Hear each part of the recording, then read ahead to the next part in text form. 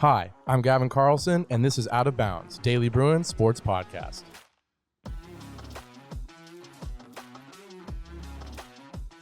UCLA 25, Washington State 17, and the Bruins are a ranked football team once again.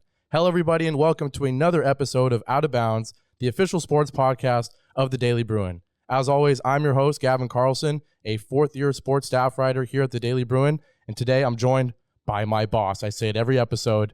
It's the sports editor of the Daily Bruin, Joseph Crosby. How are you doing? Hey, Gavin. I'm doing pretty good. Feels a little different. There's just two of us this time, so we'll see how that goes. Yeah, there's no Jack today, and my theory is that he's not here because my Saints just absolutely embarrassed his Patriots, but we won't talk about that. We're talking about UCLA football. As I mentioned, the Bruins, a very interesting performance, a very impressive, for the most part, performance on Saturday at a blazing hot Rose Bowl, able to knock off number 13, then 13, Washington State to jump into the top 25, now a 18th ranked football team. And the story of the game, the defense, phenomenal, basically the entire game against a Washington State offense that was, one of the best in the entire country, definitely in the Pac-12, but really the whole country coming into the game. It really started right away, a 3-and-out to start the game, and it really set the tone for the entire game. Cam Ward, a fantastic quarterback, no interceptions coming into the game, but he was running for his life all game. That front seven was phenomenal, and the secondary as well. What do you think of just the performance of that entire defense against a really good Washington State offense? Yeah, I mean, 2 weeks ago, I guess, we saw UCLA go to Utah, hold the Utes to 7 points, and then they come back at home this week and take the number 2 passing offense and say, we don't care, you're going to score 10 points, and your quarterback's going to throw for less than 200 yards. And that was it was a really statement performance of being able to welcome such a good and prolific offense that has been so good this season and say, we're the UCLA defense and we're a new defense and we're completely different than anything you've seen in the last few years. And they just continue to shine. And that's the same thing they've done this entire season, really. And they've proven that they are a legit unit. Yeah, and it's quite ironic because I think for the longest time, UCLA fans, all they wanted was a defense that was good enough to support what has been a phenomenal offense really the last couple of years for Chip Kelly. But instead of the defense being good enough, it's the defense is leading the charge and almost bailing the offense out at times. Dante once again starts the game with an interception, puts Washington State in plus territory. They're able to hold him to 3. The next drive, Washington State back in the red zone. Leatu forces a fumble, and that really was a common trend throughout the game. Even when Wazoo did get into UCLA territory, even if UCLA's offense struggled and field position was kind of an issue all game, UCLA's defense was able to bail out the offense all game long. I think in the modern college football, era, I guess, you don't need every defense to be a Michigan and Alabama that's holding teams to under 7-10 points. You need a team that can force turnovers, get some pressure on the quarterback, cause chaos, and UCLA's defense has done that throughout the season, and especially against Wazoo. Let's talk about the offense a little bit. Oh, well, hold on. I just want to say you talked about the Leatu fumble. Those 2 back-to-back fumbles were such big plays because they did happen when Washington State had a drive going, and then all of a sudden, there's no more momentum. Yeah. UCLA gets the ball back. They get to go take charge, and those two fumbles happen in really quick succession in the end of the first, start of the second quarter, and then it just kind of kills any kind of momentum that you develop. And then the next 6-7 drives, Washington State really wasn't doing anything. Yeah, and we knew they didn't have a great running game coming into things, and so it wasn't surprising to see the run game be basically a non-factor. But it was surprising to see Cam Ward kind of just look uncomfortable throughout the contest. He had that interception. Alex Johnson, who's been one of the best players on UCLA's defense out of nowhere, been phenomenal in that slot nickel spot. He had a really impressive interception drop into the flat. He described it perfectly after the game. He said, I was reading Cam Ward's eyes. But it helps when your front seven gets pressure all game long. They were all up in Cam Ward's business pretty much the entire game. It was a really impressive performance. I thought Devin Kirkwood kind of had a better game, one of his best games, probably his best game of the season. And the linebacking core is consistent all every season or every game of the season so far. Can I transition to the offense now? Now you can go. The offense, which has been the staple of Chip Kelly's program while he's been here at UCLA, still feels like they're not all the way there. Obviously, we know Dante starts with the pick. The more brutal play is the pick 6 at the end of the first half, and it stinks for the Bruins because that kind of felt like right when the offense was starting to pick up some momentum. On on that drive, UCLA starts inside their own 30, and in 37 seconds, I believe, they're suddenly at the opposing 5.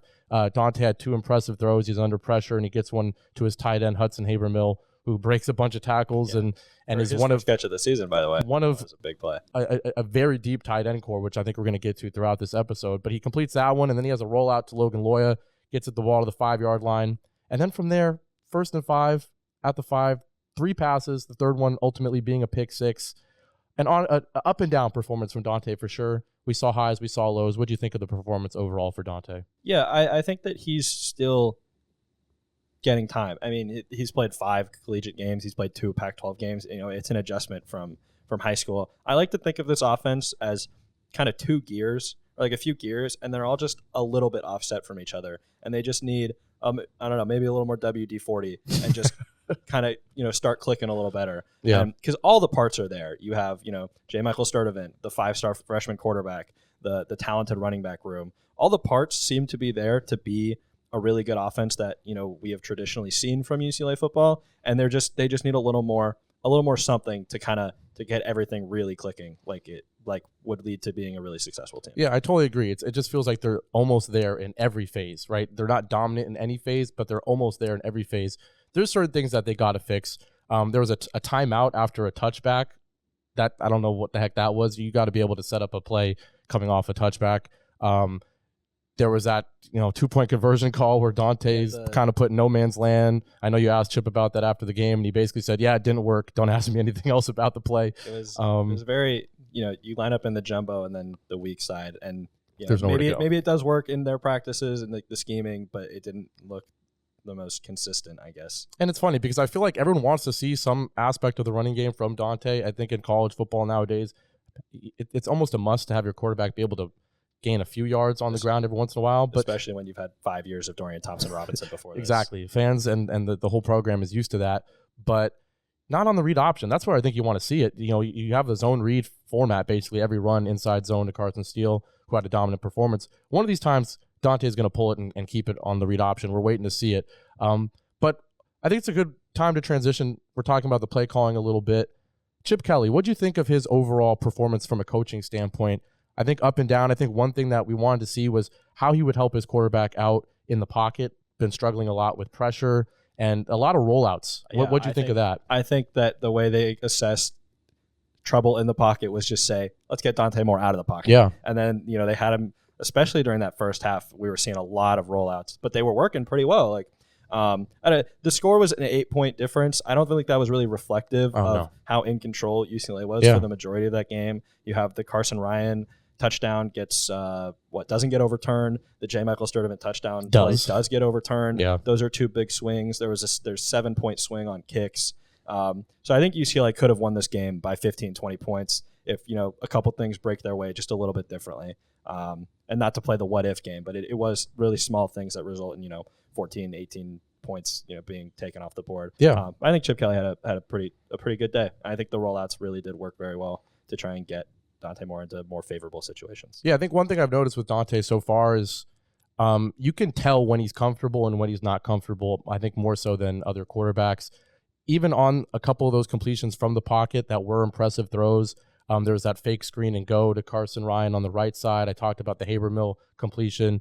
On both those plays, you kind of see him leaning back even though he's in the pocket. And there's pressure at his face basically every play, and you can tell it's in his head. He's leaning back. He's like trying to avoid a pass rusher even if the rusher isn't there. So I think getting him out of the pocket, it just allows his mind to not really worry about a pass rush, even if it's not consistently there. In his brain it is. So when you roll him out, he seems like he's less worried, and I think that contributed to a game where, like you said, could have been a much larger margin of victory. 482 total yards for UCLA, just 216 for Washington State. 12 yards rushing from the Cougars compared to 192 from UCLA. Carson Steele, 130 yards, I believe, or 140. 141 on 30 carries. And they used him a lot. Yeah, I think this was his breakout game. They had him in the table for the post-game press conference, and he was phenomenal. I mean, I think we're gonna discuss TJ Hart and Carson Steele and what it means for the backfield. But we have the Chipometer segment. We kind of started talking about Chip. I want to get to this segment. We have Chip right now, based on the last game against Utah, coming off a loss. We have him in the middle right now. he's got to go up, right? They won the football game. Yeah. They upset. I know UCLA was favored, but it's an upset. Suddenly, it's a number 13. Yeah. That's the number 2 passing offense in the country. It's an upset. And so you got to give him his credit. I think he had a good game. Yeah. So how aggressive are we in moving this up? I feel like it wasn't a flawless performance. We talked about that questionable call on the 2-point conversion, but really other than that, it was just kind of weird stuff, missed field goals, weird penalties. So we're not putting it at the top, but is it fair to say it's maybe 3/4 of the top? Yeah, I think that's an appropriate assessment. Yeah, I agree. So pretty short, sweet. I thought it was a solid job from Chip Kelly.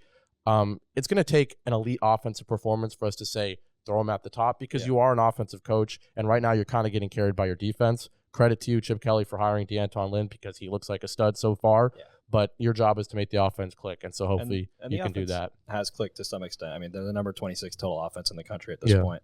But I think there is still a little bit left to be desired from a Chip Kelly style of offense. Yeah, I think there's a lot of potential for J. Michael Sturdivant still. We talked about that touchdown being wiped off, and that's kind of what you want to see a little bit more from him in the red zone. I think there's still potential to get T.J. Harden more involved. Keegan Jones actually got involved and had the 2 biggest touchdowns of the game. But yeah, there's definitely a lot more to see from this team. We're going to go to the tier list now. We have the tier list, if you remember from the last episode. And I think what we're going to do from here on out is basically decide who needs to move. Who had a good enough performance to go up, who had a subpar performance that needs to go down. And I'm going to pitch my first movement on the tier list. Devin Kirkwood. He's right now the only player in the liability tier, and I don't think that needs to be the case anymore. I feel like this defense is so good that really no one should be considered a liability, but he's really stepped up that past game. He had a couple breakups. I know he did actually, I think he was responsible for that touchdown on the backfield. After the play, he went like this. He pointed at his chest and said, me? I think there was some miscommunication going on the field at that point in the game. I think so, but it was one touchdown. Exactly. It was the one touchdown they gave up the whole game. Exactly. I don't think anybody on this defense is any kind of liability. They're all doing their jobs. So we're moving him up to just a guy? For now. Yeah, okay. So Kirkwood, the first ever movement on the tier list, he goes to just a guy. Who do you think we should move? I'm gonna make this a 2 for 1. All right. I think it's Logan Loya and Carson Ryan. I think are both deserve to be moved up to the solid starter. Yeah. I think Carson Ryan's really emerged as a tight end 1 kind of guy, and I think Logan Loya has been. He's just been right there, right behind J. Michael Sturdivant as the second best receiver on this team thus far. So I think both of them have really improved over the course of these first few games. Yeah, I totally agree. I think they both belong in solid starter. Now, do we want to move Steele to all UCLA, or is that a little premature? You got to see it more than once. More than once, maybe. Maybe a little. Yeah, maybe wait just a little bit. What about Alex Johnson? I think, is it time? I know. 3 interceptions. That's through 5 games. That's for a guy who's not even on the field every play, being the slot corner.